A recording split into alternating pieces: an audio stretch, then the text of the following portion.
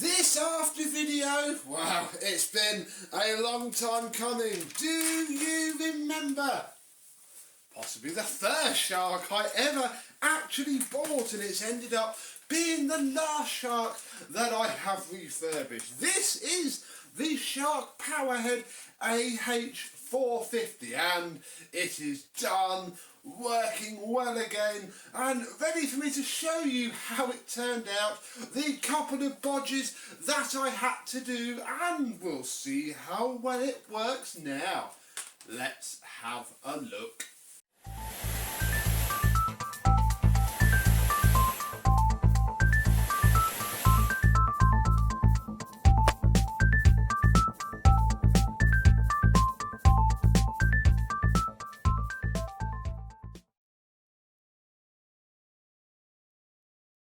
Yes, hello, my vacuum cleaner chums. How are you today? Yes, this weird shark is an early shark, I think, before they switched to the navigator format, which they still use today with just a few external differences. They're the same basic machine, but this machine didn't really last very long. I don't even really recall seeing it for sale, and there's certainly a few clues as to why this wasn't very popular indeed, which we'll come to when we get to it. Now, if you remember, this came from a well-known scrap seller on eBay for not a huge amount of money, and the first thing that we had to do was to fit this flex, which it still has now.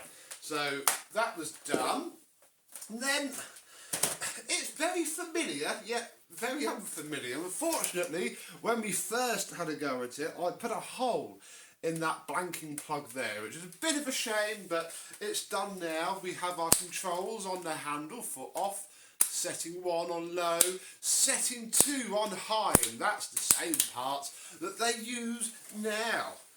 This machine has no tools, as I'm sure you have seen, but it does have 2 brush rolls indeed. In fact, I'm not quite sure why there is a pneumatic George suction sticker on there. That shows how long this has been sat in the corner of the room from that 1992 George that we took the pump out of. Yes, this has 2 brush rolls. For carpet mode, flip this forward, we have this very stiff purple brush roll. However, for hard floors, you fit this very soft brush roll indeed. No, dual roller or fancy electricity for this. No, you simply change the entire roller, put the other one back into there, and then now we're ready to clean hard floors. Although we don't want to clean hard floors, we want to clean this rug. So we shall swap it back, although yeah, inside here, look, very clean and tidy now. It was full of fluff, absolutely full of fluff, especially under this back bit here, which is where the PCB goes. Oh, it was terrible, bless it. Certainly typical shark there. So yeah, that's the brush roll setup. Very, very interesting. The next thing is going to be the bin, which releases from that, and then you pull the whole thing out, take it over to your bin and empty it. Look, it's all been cleaned, so it's all nice and stiff and lovely, and yeah, that can go in the wash there. The same moulded on cone in there, which makes cleaning it very difficult. Now, the first bodge that I've had to do is under here, because I don't have the original filters anymore. There was a thick sponge filter and a thinner membrane filter, which all fitted in here, and this is what makes me believe it wasn't very popular, because all I can find in the UK are just parts for these machines, no filters. The only way I can find a brand new set of filters for this is to pay about £25–30 to have them imported from the US of A, where I presume this was a more popular model, and I'm not doing that. So we've got those filters in there. When we've done the demonstration, I want to see how well it works, to see if it's going to be something that we can keep or not. Under here is where the post motor filter fits, and actually inside that bit there is another piece of fabric diffuser which was clogged utterly solid.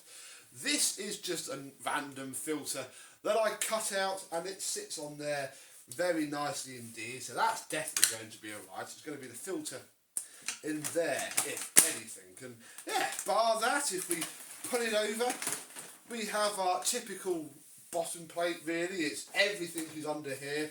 The motor sits sort of there-ish. Brush roll sits the other way.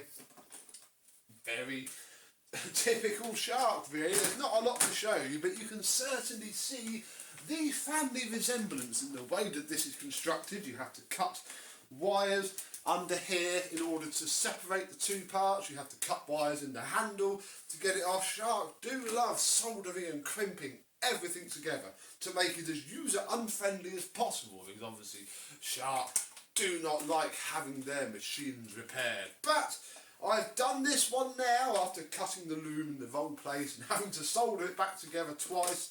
Whoopsie daisy. Oh yeah, we have a height controlled handle as well, forgot to mention that. And there's also a suction control there, which flicks a little bypass valve to let all the air escape from somewhere around there really, which is all lovely, and that's what turned into the valve in the handle for the later models. It's all very family tree DNA type stuff. So, looks better. It's all fixed now. Let's see how well it works. Now to start off with, it didn't work at all. I spent hours troubleshooting this when putting it back together, and it turns out that there's two pivot bars here for the flaps, and this one here has to stick out. I put this in the other one, and that is to push that micro switch in there. There's another one in the front for this, and there's many micro switches throughout this machine to obviously stop it from running without anything in. It took me, I had it apart twice before I finally realised what I'd done, but now it does work.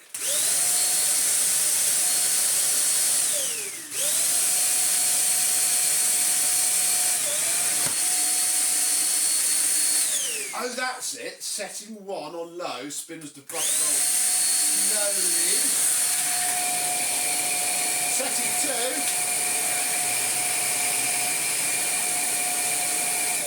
2 slows it down, so the suction motor doesn't change at all. This is literally the brush roll. So we'll stick it straight in high, and I want to test that filter really, so I guess we've got to do some vacuuming.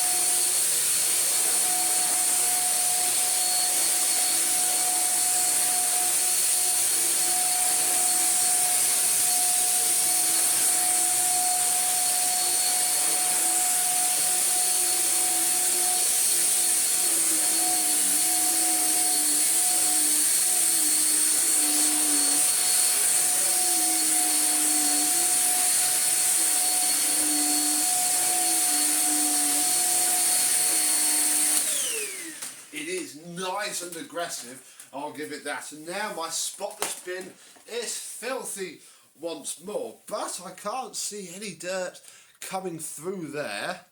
Wow. I mean, I had just filmed an after video on something else, or the second part of that multicoloured DC07, and we vacuumed through with that as well, but still it's picked up a lot of fluff, so I'm going to airline this back out. What's the filter like? Well, typical Shark in that it does get dirty. This says wash them every month, and I would recommend doing that a bit more, but you know, it keeps the dust out. I think it'll do. I'm only going to sell this quite cheap. I'm not going to ask a lot of money for it, but I think that does prove that, you know, the filter bodge works. I don't want to spend proper actual money on this because they're just not very good really. There's no tools.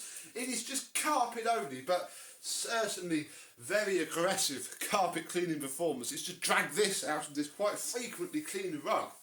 Time of filming this, I'm using the Tinko Floor 1 S12, and wow, maybe it's not quite as good at deep cleaning as I thought it was. It certainly left a lot to be desired from this. Let's get this cleaned up and we'll finish off the video.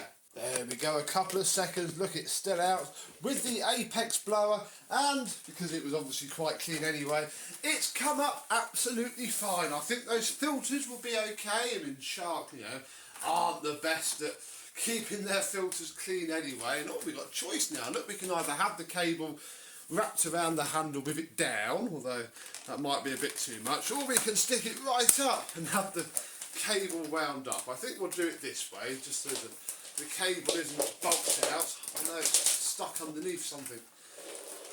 Ah, there we go. In doubt, pull it very hard and hope nothing breaks. Yeah, first in, last out in terms of the sharks that have passed through our hands. Probably not a machine I'm going to jump at again because, well, it's a bit basic and boring really, but equally it's one that you don't see very often. Tell me, do you remember these being sold new? If so, you know, what was their position? I presume they were quite cheap and at the budget end of things. Don't know how much it sold for. I don't even know if they were sold in stores back then or if this was still when Shark was this quirky American brand sold mainly on the shopping channels. That's how Shark came to the UK.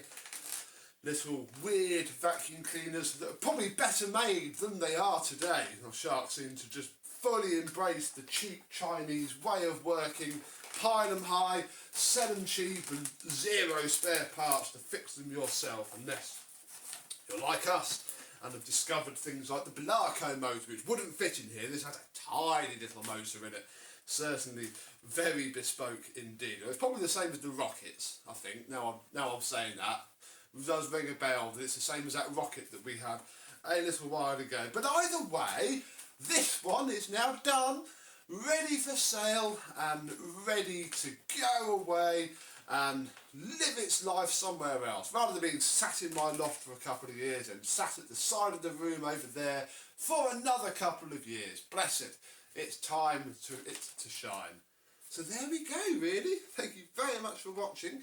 I hope you've enjoyed, and I and possibly some other shark of some description will see you soon.